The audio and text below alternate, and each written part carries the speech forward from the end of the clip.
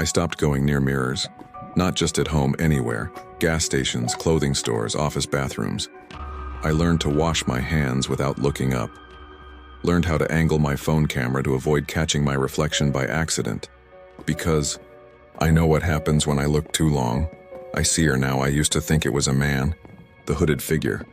The watcher. But now I'm not so sure. The thing in the mirror wears my face now. But it's not me. It tilts its head at impossible angles. Smiles too long. Blinks out of sync. It mimics me the way a spider might mimic a dead leaf, close enough to fool the untrained eye. But wrong if you know what to look for, and it's growing bolder. Last night I was brushing my teeth in the dark, old habit, even without the mirror. I glanced down at my phone and its black screen caught a flicker of something behind me, just a blur. But when I turned, the room was empty. The only thing that wasn't where I left it was the mirror I had thrown into the river. It was back. Leaning. Against the wall cracked down the center, I called my sister. Begged her to come over, to stay the night. I couldn't trust myself anymore. My thoughts felt heavy. My dreams felt shared. She arrived just before midnight, bringing wine and a flashlight. I told her everything. The old apartment, the camera, the mirror, the imprint on my throat. I expected her to laugh. She didn't. She just said, "You know, when we were kids, you used to talk to someone in the mirror. Mom said it was an imaginary friend, but I always got the feeling it wasn't you talking." That's when I realized this didn't start in 2C. It started with me. At 3 a.m., I woke up to a sound, glass cracking.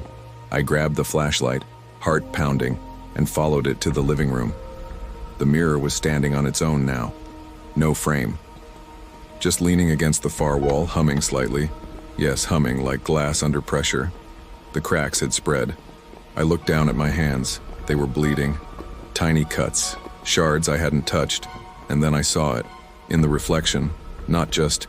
While she was standing inside the mirror, perfectly still. Same face, same clothes. But her smile was wide and trembling, like it was too much for her mouth to contain. She lifted her hand and knocked. Once, twice. Then again, harder. The glass flexed.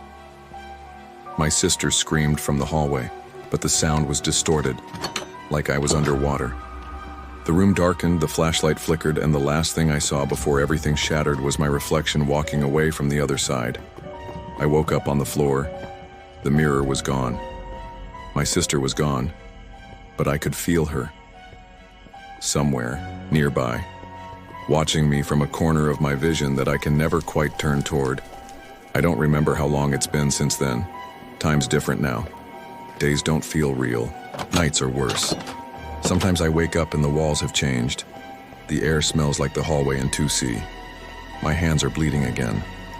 I hear glass breaking in places there isn't any glass.